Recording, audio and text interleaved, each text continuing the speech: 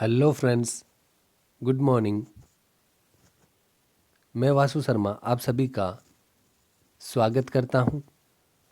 Friends, अपना चलने वाला है करंट अफेयर्स और आज हम डिस्कस करेंगे 21-22 अप्रैल के करंट अफेयर को। ठीक है, तो चलिए शुरुआत करते हैं बिना किसी देरी को। तो आपके समक्ष पहला सवाल ये रहेगा कि FIH विश्व रैंकिंग में भारतीय पुरुष हॉकी टीम को कौन से स्थान पर रखा गया है। तो FIH है जो विश्व का हॉकी फेडरेशन है, विश्व हॉकी महासंघ जिसे कहते हैं। इसने विश्व की रैंकिंग जारी की है ना। तो इसमें भारतीय पुरुष हॉकी टीम को कौन से स्थान पर रखा गया है, ये सवाल है।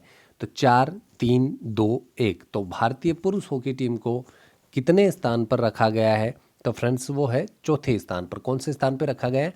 चौथे स्थान पर इसे रखा गया है। तो भारतीय पुरुष हॉकी टीम की रैंकिंग कितनी हो गई है FIH के अनुसार? चौथी हो गई है।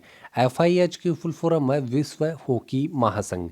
विश्व हॉकी महासंघ, federation of international hockey. FIH का मतलब क्या हो गया? Federation of international hockey. अच्छा, इसका मुख्यालय कहाँ है? इसका मुख्यालय ल्यूशाने, स्विट्जरलैंड। ल्यूशाने, ल्यूशाने स्विट्जरलैंड में। तो यहाँ इसका मुख्यालय है। इसके अध्यक्ष कौन है? तो इसके अध्यक्ष भारतीय हैं, इसलिए इम्पोर्टेंट हो जाता है नरेंद्र बत्रा। ठीक है, तो ये याद रखिएगा। इसके FIH के अध्यक्ष हैं नरेंद्र बत्रा। मुख्यालय है ल्यूशाने, स्विट्जरलैंड में। और पीछे यदि इसके सवालों में यदि आपको याद दिलवाऊं तो पीछे के महीने में अपन ने करंट अफेयर में इसको पढ़ा था कि FIH के अनुसार सर्वश्रेष्ठ खिलाड़ी किसको चुना गया था? वो चुना गया था मनप्रीत सिंह। कौन? मनप्रीत सिंह को चुना गया था। मनप्रीत सिंह भारतीय हॉकी टीम के कैप्टन है। और सबसे उदीयमान महिला खिलाड़ी याद कीजिए, किसको चुना था FIH ने? चुना था लाल रेमसी यामी को। किसको चुना? लाल रेमसी यामी को चुना था। ठीक है, तो ये पहला सवाल हुआ। इंटरनेशनल हॉकी फेडरेशन FIH की फुल फॉर्म है और ये FIH का लोगो है, जिसमें आप देख सकते हैं कि ये जो आप देख पा रहे हैं ये वाइट ये क्या है? हॉकी स्टिक है। ठीक है, तो चलिए बढ़ते हैं अगले सवाल की ओर। अगला सवाल है कोविड-19 आर्थिक संकट के कारण। भाई कोविड-19 फैल रखा है, सब कुछ बंद है, तो आर्थिक संकट तो है ही के कारण भारतीय कंपनियों के अवसरवादी अधिग्रहण को रोकने के लिए सरकार ने किस नीति में बदलाव किया है? क्वेश्चन को समझिए पहले कि कोविड-19 के कारण आर्थिक संकट है और आर्थिक संकट है तो सभी कंपनियों पर है। तो जो भारतीय कंपनियां हैं इनके अवसरवादी अधिग्रहण मतलब कि जैसे मान लो कोई भारतीय कंपनियां डाउन चल रही है ना, कोई दूसरा व्यक्ति आएगा और इसके जो शेयर वगैरह है वो खरीदेगा और ये उभर जाएगी। ठीक है, तो मालिकाना हक किसके पास जाएगा? इसके पास भी तो जाएगा, इस व्यक्ति के पास। तो देखो क्या हो रहा है कि भारतीय कंपनियां यदि लॉकडाउन के कारण कमज़ोर हो रही है ना, तो उसका अवसरवादी अधिग्रहण को मतलब वो मौका का फ़ायदा उठाना। अवसरवादी का मतलब क्या हो गया? मौके का फ़ायदा उठाना। भाई मान लो कोई कमज़ोर व्यक्ति है और उस कमज़ोर व्यक्ति है तो क्या करोगे आप? मान लो कि उस कमज़ोर व्यक्ति है, उस पर अपना प्रभाव जमाओगे तो वो अवसर का फ़ायदा ही तो उठा रहे हो आप। तो ऐसे अवसरवादी अधिग्रहण को रोकने के लिए भारत सरकार ने अपनी एक नीति में बदलाव कर दिया है। कौन सी नीति में कर दिया है? FDI में। किस में किया है? FDI में। FDI की फुल फॉर्म क्या होती है? Foreign direct investment. Foreign direct investment मतलब FDI जो नीति है इसमें भारत सरकार ने बदलाव कर दिया है। अब ये है क्या? ये देखिए, जैसे अभी आपको थोड़ा सा एक्सप्लेन करूँ तो जैसे चाइनीज कंपनियां ना, चाइनीज वो क्या करती है कि इस FDI नीति के तहत जिस देश में FDI के मतलब फॉरेन जो दूसरे देश हैं विदेश से किसी भी कंपनी में डायरेक्ट इन्वेस्ट कर दिया जाए, ये FDI है। अब FDI के नियमों में भारत ने लगा दी है, मतलब कड़ा कर दिया है इनको। इनको कैसे कड़ा कर दिया है? तो इनके बारे में ये कहा है कि यदि कोई भी विदेशी कंपनी या कोई भी विदेशी व्यक्ति यदि भारतीय कंपनियों में इन्वेस्ट करना चाहे, है ना, निवेश करना चाहे, तो उसको पहले केंद्र सरकार से अनुमति लेनी होगी। मतलब वो इन्वेस्ट किस तरीके से कर पाएगा? केंद्र की अनुमति से कर पाएगा। अब आपको पता है कि फैंटेसी 11 है नाम सुना है आपने, पीछे अपन ने क्वेश्चन भी लिया था। इस फैंटेसी 11 में चीन की कंपनी का, मतलब चीन का जो है काफ़ी करोड़ डॉलर, लगभग 5 करोड़ डॉलर निवेश किए जा चुके हैं इसमें। ठीक है, इसी प्रकार से वो चाह रही थी पेटीएम में कर लूँ, वो चाह रही थी बाकी और कंपनियां हैं उनमें कर लूँ। तो इससे क्या है कि चाइना है ये अपनी यदि कंपनीज में निवेश करता जाएगा, है ना, तो अपनी कंपनियों पर अधिकार किसका होता जाएगा, चाइना का होता जाएगा ना। तो इसी चीज़ को रोकने के लिए आज भी पेपर में आया है कि मतलब चाइनीज जो है, चाइना इस एफडीआई में भारत ने यदि बदलाव किया तो चाइना जो है वो तिलमिला उठा है ना। ठीक है, तो वो चाइना चाहता है कि भारत की ज़्यादा से ज़्यादा कंपनियों में, चाइना का तो रूल ही तो ये है, अभी कोरोना की वजह से वो दुनिया के लगभग देशों में कमज़ोर कंपनियों को ढूंढ रहा है और उनमें क्या कर रहा है, अपना प्रभाव जमाकर निवेश कर रहा है। ठीक है, तो यही तो होता है धीरे धीरे आगे बढ़ने का सिस्टम। तो चलिए अगले सवाल की ओर बढ़ते हैं। अगला सवाल है, ये देखिए, एफडीआई मतलब फॉरेन डायरेक्ट इन्वेस्टमेंट। अगला सवाल है, ग्लोबल रेटिंग एजेंसी S&P मतलब स्टैंडर्ड्स एंड पुअर्स ने वित्त वर्ष 2020-21 के लिए भारत की जीडीपी वृद्धि दर कितने रहने का अनुमान लगाया है। तो भाई S&P है, इसने अभी चेंज कर दी है अपनी रेटिंग, है ना। चेंज करके कितनी कर दी है, 1.8 कर दी है। कितनी कर दी है, 1.8। तो अब आपको याद रखना है S&P 1.8%, फिर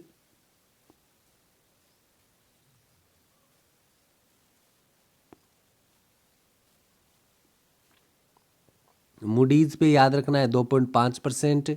फिच की कितनी थी, फिच की थी वही 2%। एक क्रिसिल थी, क्रिसिल क्रिसिल की कितनी थी, क्रिसिल की 3.5 थी। एक इकरा, इकरा की कितनी थी, 2.0% थी। आईएमएफ इंटरनेशनल मॉनिटरी फंड, इसकी कितनी थी, 1.9%। यूएन यूनाइटेड नेशंस ने कितनी बताई थी भारत की, 4.8%। एडीबी, एडीबी मतलब एशियाई डेवलपमेंट बैंक, इसने कितनी थी, इसकी थी 4%, 4%। वर्ल्ड बैंक, वर्ल्ड बैंक की कितनी थी, वर्ल्ड बैंक ने तो क्राइटेरिया बताया था भाई, एक 1.5 से 2.8% तक बताया था। फिर अपनी एसबीआई, एसबीआई की एक रिपोर्ट जारी की गई थी, उस रिपोर्ट के अनुसार 1.10%। तो ये जो है ये आप नोट कर लीजिएगा, ये मतलब जीडीपी जो, ये जो जीडीपी विकास दर है उसका अनुमान है अलग अलग एजेंसियों द्वारा। तो ये एग्जाम में पूछ लिया जाता है और यदि सभी एक जगह लिख कर याद किए जाए तो बड़ी आसानी से याद हो जाते हैं। तो मूडीज़ के 2.5%, फिच की 2%, क्रिसिल की 3.5, इकरा जो एजेंसी है उसकी 2.0%, आईएमएफ इंटरनेशनल मॉनेटरी फंड जिसकी क्रिस्टिलाना जॉर्जिवा अध्यक्ष है 1.9%, एडीबी मतलब 4%, यूएन 4.8% और वर्ल्ड बैंक 1.5 से 2.8%, एसबीआई ने 1.10%। तो ये रेटिंग है भाई, और S&P ने चेंज करके कितनी कर दी है, 1.8 कर दी है। चलिए बढ़ते हैं अगले सवाल की ओर। अगला सवाल है, नीति आयोग के अनुसार हाल ही में सबसे कम समय में 50 मिलियन बार डाउनलोड किया जाने वाला एकमात्र ऐप कौन सा बन गया है। तो ऐप जो सबसे जल्दी 50 मिलियन बार डाउनलोड किया जा चुका है वो कौन सा बना है, आरोग्य सेतु ऐप। आरोग्य सेतु ऐप है, आप सभी को भी अपने मोबाइल में डाउनलोड करना चाहिए और उसके निर्देशों का पालन करना चाहिए। ये कोरोना से बचाव में हमारे लिए सहायक है ना। तो भारत सरकार द्वारा जारी है आरोग्य सेतु ऐप। देखिए जूम ऐप के बारे में भी अपन ने क्वेश्चन किया है, क्या कि गृह मंत्रालय ने किस ऐप से संबंधित ये सलाह जारी की है कि ये सुरक्षित नहीं है। तो वो इसके लिए जूम ऐप, जूम एक चाइनीज ऐप है जिससे वीडियो कॉलिंग वगैरह, वीडियो कॉन्फ्रेंसिंग वगैरह होती है। तो इसके लिए गाइडेंस जारी की है कि ये जो है इसका मेन सर्वर चाइना में लगा है, तो ये अपने भारतीयों के लिए ये क्या है, ये मतलब हानिकारक साबित हो सकती है। ठीक है, तो चलिए बढ़ते हैं अगले सवाल की ओर। ये आरोग्य सेतु ऐप आप अपने गूगल प्ले स्टोर से अपने मोबाइल में डाउनलोड कर सकते हैं और इसके निर्देशों का पालन कर सकते हैं जो अपने कोविड-19 से बचाव में अपना सहायक है। चलिए बढ़ते हैं अगले सवाल की ओर। अंतर्राष्ट्रीय भारोत्तोलन महासंघ IWF, अंतर्राष्ट्रीय भारोत्तोलन मतलब अंतर्राष्ट्रीय भारोत्तोलन महासंघ जो IWF है, इंटरनेशनल वेट लिफ्टिंग, है ना, इंटरनेशनल वेट लिफ्टिंग फेडरेशन के अध्यक्ष ने हाल ही में इस्तीफा दे दिया, उनका नाम क्या था? तो उनका नाम पूछा है, तो देखिए इस्तीफा देने वाले कौन थे? तामस अजान थे। कौन थे? तामस अजान। रघुराम राजन जो है, इनको क्रिस्टलिना जॉर्जिवा जो IMF इंटरनेशनल मॉनेटरी फंड की अध्यक्ष है, उन्होंने अपने बाहरी सलाहकार के रूप में चुना है। ठीक है, तो ये IMF के बाहरी सलाहकार हो गए। के सिवन, ये इसरो इंटरनेशनल अपने मतलब इंडियन स्पेस रिसर्च ऑर्गेनाइजेशन के चीफ हो गए, मतलब अध्यक्ष हो गए। जी सतीश रेड्डी, ये DRDO defence research and development organisation of India के चीफ हो गए। DRDO का मुख्यालय है कहाँ? नई दिल्ली। और इसरो का मुख्यालय है बेंगलुरु में। ठीक है, तो ये तीन मतलब चार ऑप्शन अपने देख लिए। तामस अजान ने इस्तीफा दिया अंतर्राष्ट्रीय भारोत्तोलन महासंघ से। भारोत्तोलन महासंघ होता क्या है? मतलब भारोत्तोलन क्या होता है? देखिए आपने देखा होगा टीवी पे कभी गेम वगैरह ऐसा होता है, डंबल्स वगैरह, अब ऐसे करके है ना, तो लेडी खिलाड़ी हो या पुरुष खिलाड़ी आते हैं, इनको यहाँ से पकड़ कर क्या करते हैं, ऊपर उठाते हैं, है ना, कि इसने इतना वजन उठा लिया, इसने इतना वजन, तो वो भारोत्तोलन कहलाता है। तो इसके मतलब IWF जो है, इसके अध्यक्ष से इस्तीफा दे दिया है किसने? तामस अजान ने। तामस अजान की तस्वीर आप देख सकते हैं, ये है तामस अजान जिन्होंने हाल ही में इस्तीफा दे दिया है। चलिए बढ़ते हैं। एक अच्छी खबर है वो ये कि भारतीय सेना ने दिल्ली का कौन सा क्वारंटाइन सेंटर अपने अधिकार में ले लिया है। मतलब दिल्ली का सबसे बड़ा क्वारंटाइन सेंटर है जिसमें लोगों को क्वारंटाइन किया गया है, वो अपने अधिकार में ले लिया है किसने? इंडियन आर्मी ने। इंडियन आर्मी आ चुकी है भैया बना। तो देखिए कौन सा है वो दिल्ली का क्वारंटाइन सेंटर? तो दोस्तों वो है नरेला। कौन सा है? Dilshad garden, Kashmiri gate, Karol Bagh, Narela. Narela quarantine centre अपने यहाँ सबसे बड़ा क्वारंटाइन सेंटर है जिसको भारतीय सेना ने अपने कंट्रोल में ले लिया है। पुलिस नहीं है वहाँ, इंडियन आर्मी आ चुकी है। क्यों? इसलिए आ चुकी है कि यहाँ 932 से ज़्यादा जमातियों को रखा गया है। किसको रखा गया है? जमातियों को रखा गया है, जो सबसे बड़ा काम क्या कर रहे थे? पुलिस पर थूकना या फिर उनके साथ अव्यवहार करना, मतलब बुरा व्यवहार करना। सबसे बड़ी प्रॉब्लम ये, जगह जगह थूकना और कोई भी बात मानना नहीं, पुलिसकर्मियों पर, डॉक्टर्स पर थूकना वगैरह, है ना। तो इसके लिए अब कौन आ चुकी है इन्हें संभालने के लिए? इन 932 से ज़्यादा जमातियों को संभालने के लिए इंडियन आर्मी आ चुकी है। और ये इन जमातियों को जो ये गलत हरकतें कर रहे थे, इनको अच्छे से क्वारंटाइन में इनकी सहायता सेवा कर रही है। ठीक है, तो चलिए ये है भाई नरेला। ठीक है, चलिए ये देखिए, देख सकते हैं आप तस्वीर में, ये उमर उजाला की न्यूज़ है जिसमें कहा है कि दिल्ली के जिस क्वारंटाइन सेंटर में 932 जमाती, वो अब सेना के हवाले किया जा चुका है। यहाँ आप ज़रा हिंदू की न्यूज़ देख सकते हैं, आर्मी को आप देख सकते हैं, यहाँ लिखा है army takes over the time management of Narela quarantine camp. तो नरेला को अधिग्रहण में मतलब अपने अंडर ले लिया है इंडियन आर्मी ने। ठीक है, बढ़ते हैं अगले सवाल की ओर। अगला सवाल है, दक्षिण कोरिया के राष्ट्रपति कौन है? दक्षिण कोरिया, साउथ कोरिया, ठीक है, इसके राष्ट्रपति कौन है? तो फ्रेंड्स इसके राष्ट्रपति है कौन? मून जे इन। कोरिया वालों के नाम भी ऐसे ही होते हैं ना, मून जे इन। तो कौन है? मून जे इन है। अच्छा, यहाँ देखिए मिखाइल मिशुतिन के बारे में अपन ने पीछे के करंट अफेयर में पढ़ा है जब ये बने थे। तो ये मिखाइल मिशुतिन है, ये कहाँ के PM है? ये है रूस के। कहाँ के? रूस के PM है मिखाइल मिशुतिन। आपको याद है Dmitry Dmitry Medvedev? Dmitry Medvedev जो है ये पहले PM थे, इन्होंने इस्तीफा दिया। इसके बाद पुतिन ने किसको PM चुना? मिखाइल मिशुतिन को। ठीक है, जस्टिन ट्रूडो के बारे में आपको याद है? जस्टिन ट्रूडो कहाँ के PM है? कनाडा के PM है। कहाँ के PM है? कनाडा के PM है जस्टिन ट्रूडो। पेड्रो सांचेज, तो पेड्रो सांचेज कहाँ के हैं? ये है भाई स्पेन के। कहाँ के हैं? स्पेन के हैं। ठीक है, तो मून जे इन दक्षिण कोरिया के राष्ट्रपति हैं, मिखाइल मिशुतिन रूस के PM, और जस्टिन ट्रूडो कनाडा के PM, और पेड्रो सांचेज स्पेन के। ठीक है, चलिए बढ़ते हैं अगले सवाल की ओर। ये आप देख सकते हैं किसको? मून जे इन को।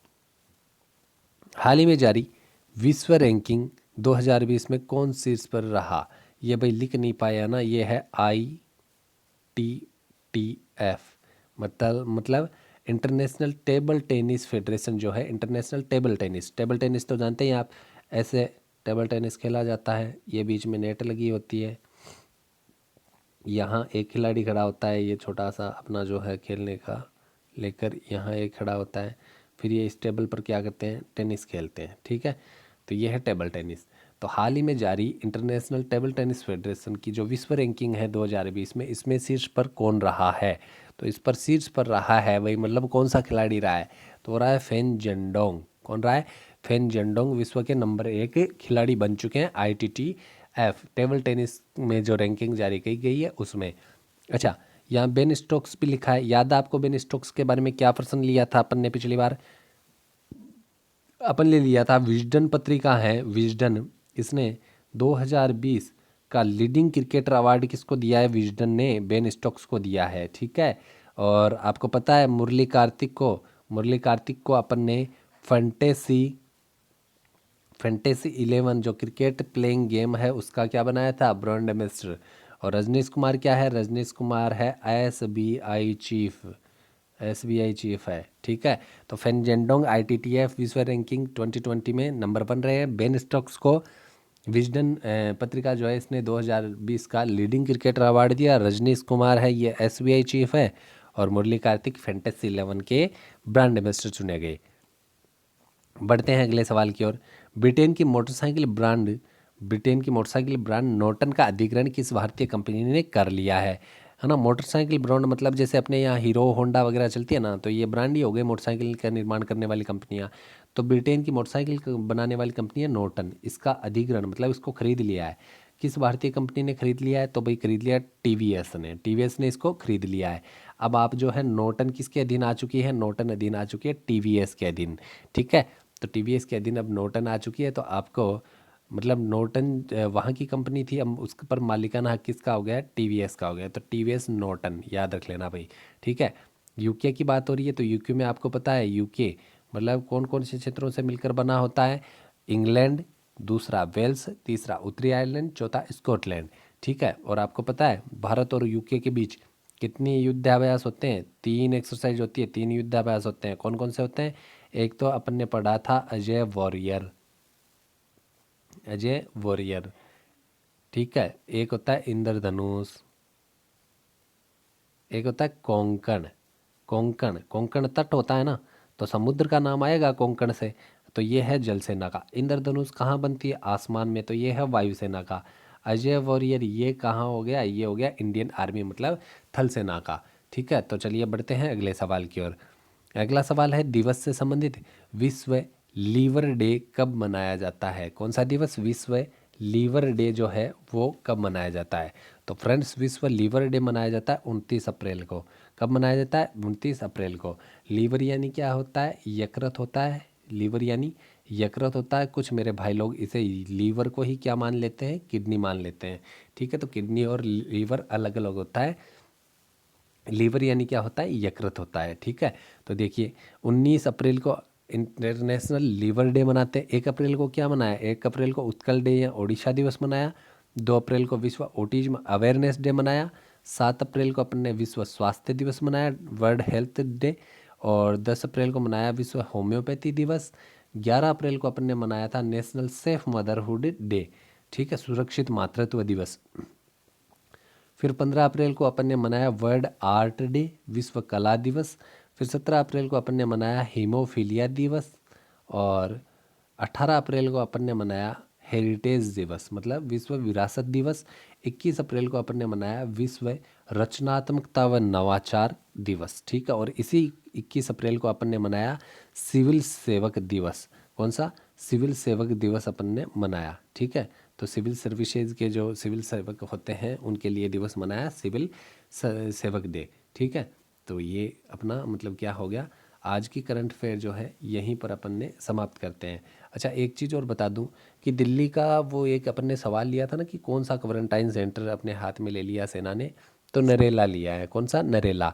अब आपको याद होना चाहिए कि दिल्ली जो है इसने 3 योजनाएं स्टार्ट कर दी कोरोना से लेकर। कौन कौन सी? एक तो 5T, और एक सील्ड करी थी, और तीसरी असेस कोरोना करी थी। क्या करी थी? असेस कोरोना करी थी।